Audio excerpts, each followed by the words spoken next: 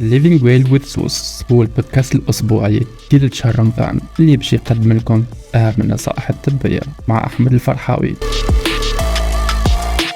عسلامة ومرحبا بكم الناس الكل في بودكاست Living Well with Sauce. معكم أحمد فرحاوي étudiant deuxième année médecine سوسة، وإن شاء الله البودكاست يكون ديسبونيبل كل نهار خميس في رمضان.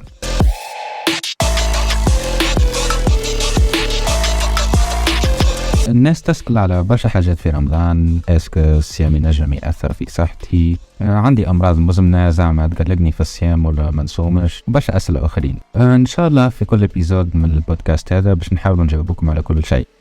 بالنسبة لبرشا عباد أول سؤال تسألوا هو اسك الصيام حاجة باهية ولا خايبة لصحة الإنسان؟ قبل ما نحكموا نحن ونقولوا هكا ولا هكا نشوفوا مع بعضنا قبل شنو يصير في بدن وقت الواحد يكون صايم. هو فما برشا حاجات تتبدل في بدن الإنسان، أما سا ديبون من المدة متاع الصيام.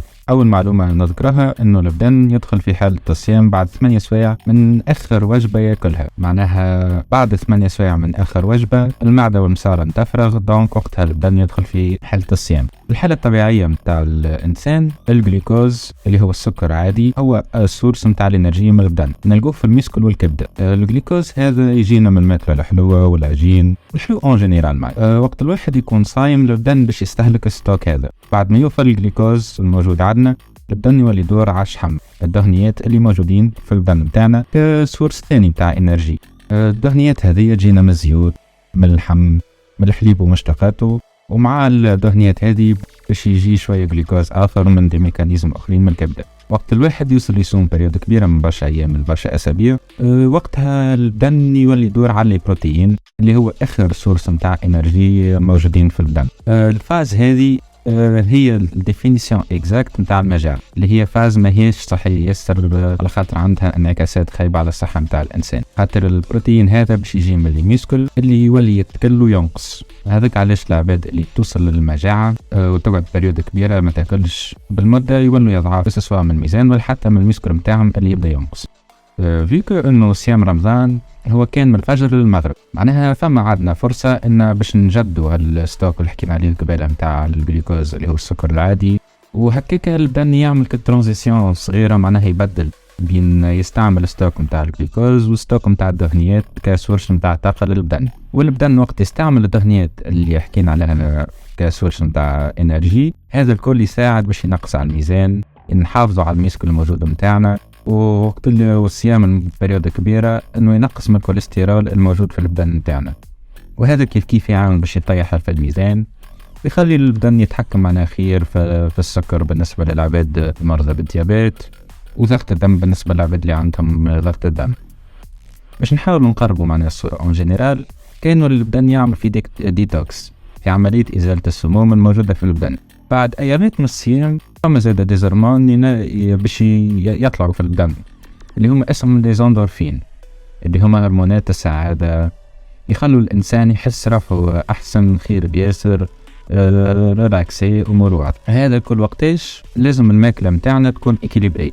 دونك في رمضان لازم ناكلوا حاجة معتدلة ونشربوا كميات معتدلة متاع سوائل. بالنسبة للسوائل الكلوة اون جينيرال تحافظ على الماء والأملاح المعدنية الموجودة في البدن متاعنا، أما العرق زاد ينجم يسبب في النقص متاع الماء والأملاح هذه، دونك باش ما نخلوش الميسكل متاعنا يتعبوا يتاكلوا وصحتنا تتدهور في بلاصة ما تتحسن، لازم الماكلة اللي ناكلها من شقان فترة للسحور تكون فيها برشا انرجي. الانرجي تنجم تجينا من الماكلة الحلوة اللي حكينا فيها قبل، من البسكوي، من الكيك، لازم زاد الواحد يشرب كمية باهية متاع ماء. دونك اون جينيرال نجم نقولوا انه الصيام ينجم يحسن من صحة الانسان وقت اللي تكون الماكلة ايكيليبري، وقت اللي يشرب كميات معتدلة متاع ماء، كيما زاد وقت اللي الماكلة ما تكونش ايكيليبري ولا الواحد يبلبز، الصيام يولي يخلي الوضع أخيب زاده، ومن كان باش يحسن الصحة متاعنا ينجم يأثر فيها سلبا. أما هو لو مش الصيام اللي يخلي الحالة تدهور، الماكلة اللي ناكلها بين شقان فطر وسحور هو اللي يفسد كل شيء. en جينيرال باش الواحد يخلي الصيام نتاعو يفيد يعاونه في صحته لازم الماكلة تكون إكيليبري من الكونتيتي ومن الكاليتي زاد، معناها وقت اللي ناكلوا ماكلة أقل من اللازم أما يكون فيها الحاجات اللازمة للبدن الكل، دفاسون أنها تخليك أكتيف في شهر رمضان وجوك باهي، خير من أنك تاكل برشا ماكلة من غير ما نخمو في الكاليتي. هنا لازم نحطوا في مخافنا جملة باهية اللي هي quality not quantity، معناها ماذا بيكم حاجة سامبل وما تبعدش ياسر على الماكلة متاعنا اللي ناكلها في حياتنا الطبيعية، تكون فيها الأنواع الكل من خضرة غلة خبز البقوليات كما الحمص والفول، وأكيد الحليب ومشتقاته، ماكلة حلوة وماكلة فيها دهنيات، واللحم بأنواعه كما اللحم البقري اللحم العلوش الحوت اللي هما دي سورس نتاع بروتين. هذم كيف كما كنا نحكوا لازم يكونوا متوفرين اما بكونتيتي معقوله. ونجموا زاده ماذا بينا نقولوا لكم انه نبعدوا على الماكله اللي يحرقها فيسع كما السكر الدقيق الابيض، واكيد الماكله اللي فيها برشا دهنيات كما الكيك والبسكوي والشوكولا. نصيحه اخرى بالنسبه للعباد المدمنه على القهوه والتي، ماذا بينا نتجنبهم على خاطر فيهم كميات كبيره نتاع كافيين، كما زاد حتى في الجازوز الكافيين بكميات كبيره يخلي البدن يخرج كونتيتي كبيره نتاع ماء، هو اللي يخلينا ندخلوا في ديزيدراتاسيون، انه البدن يجف من الماء اللي هو ديجا نحن صايمين باش نكونوا ناقصين ماء وينجم يسبب لنا برشا حاجات خايبه. واكيد مثلا نبدلوا ناكلوا حاجات صحيه في بلاصه مثلا كنا ناكلوا مقارونه بيضاء نجموا ناكلوا مقارونه بالقمح، نبدلوا من كنا ناخذوا خبز عادي نولوا ناخذوا خبز بالقمح خبز الشعير، حاجات صحيه باش نحاولوا نخلوا الماكله متاعنا صحيه اكثر من اللازم. باش نحكوا زاد على حاجات اخرين اللي هي اكثر الحاجات اللي ممكن نقلقنا نحن في رمضان نحاولوا نحكوا عليهم شوي. اول الحاجات اللي باش نحكوا عليها هي الوجاعه متاع المعده والوجاعه متاع ولا الحريقه متاع المعده، خاطر من الحاجات اللي نجم يصيرونا في رمضان ينجم الواحد يحس بمعدته تحرق فيه، اللي هي نجم تكون من علامات عسر الهضم، خاطر المعدة هي بلاصة فيها برشا ليكيد أسيد حامض هو اللي يسهل باش يهضم الماكلة.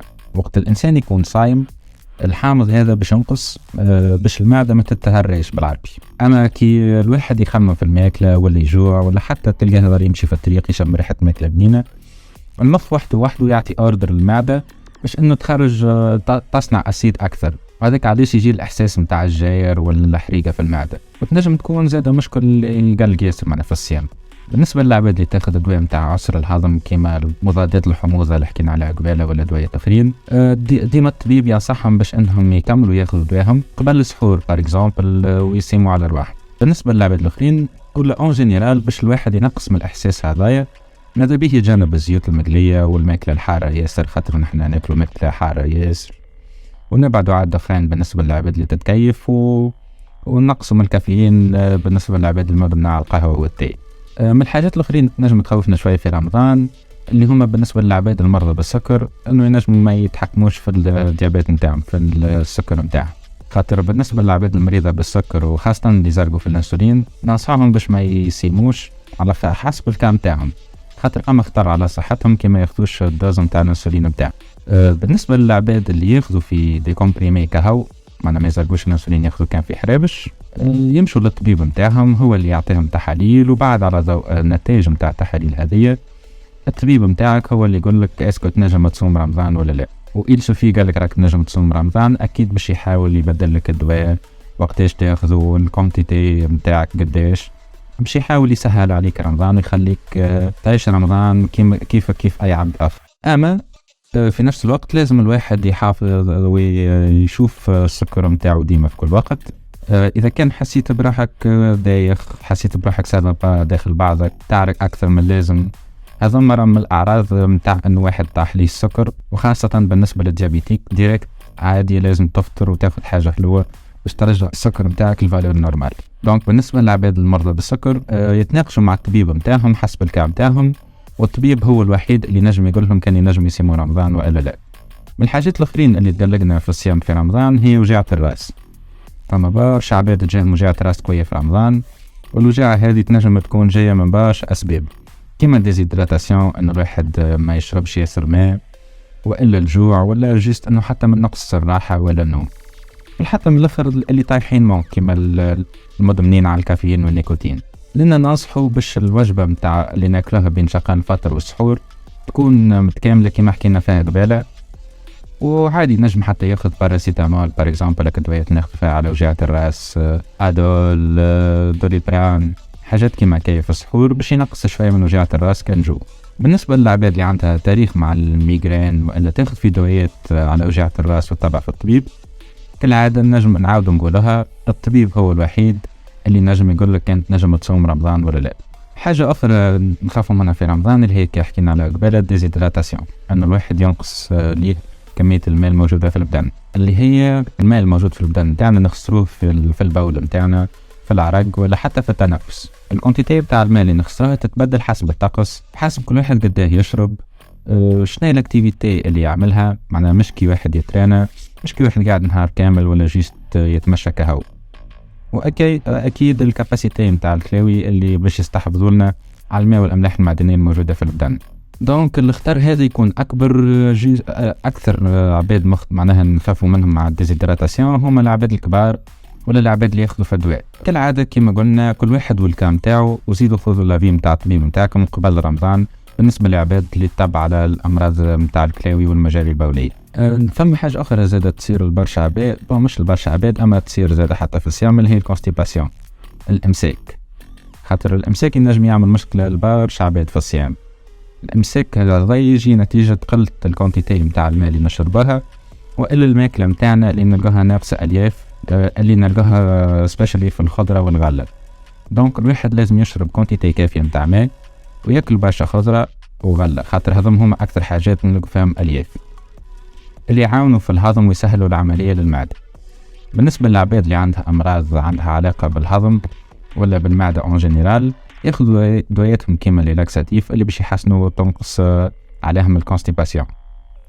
هذه هي الابيزود نتاعنا بالنسبه اليوم، ان شاء الله نكونوا فدناكم، وان شاء الله المزيد في الابيزود الجايين. ما تنساوش باش تسمعوا لي بودكاست متاعنا القدم وتعملونا فولو في سبوتيفاي، ابل بودكاست، يوتيوب، انستغرام باش ما يفوتكم حتى شيء جديد.